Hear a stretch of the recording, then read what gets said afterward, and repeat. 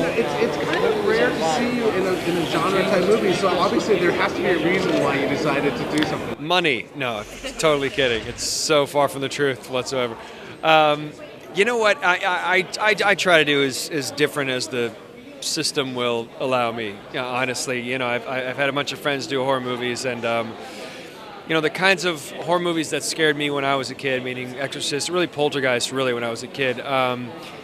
I always wanted to find a movie sort of close to that was more of a cerebral sort of terrifying movie. And this movie I thought was structured so differently, and a real sort of haunted house film turned inside out, and it was sort of a no-brainer in that regard, because I couldn't put the script down, and that was even before it got to the good parts. So whenever you watch a horror movie, it gives a great premise, but then it kind of cops out at the end. And I'm hoping that we'll get enough scares in this one. Hey, me too.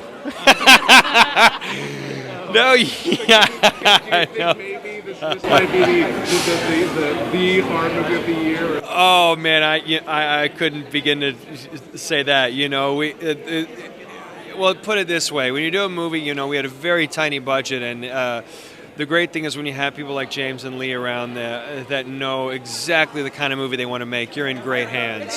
So even though it was a very small budget, the kind of actors that they got, we weren't used to normally working, on such a shoestring budget, but it was really all about the work. It really was. I mean, that's no cliche, so it was worth it. You've been to Toronto before, but have you? I have. Midnight Madness? I have not. I'm usually asleep by this time. I have two small children. This is like, I'm about to turn to a pumpkin. It better be good. That's all I gotta say.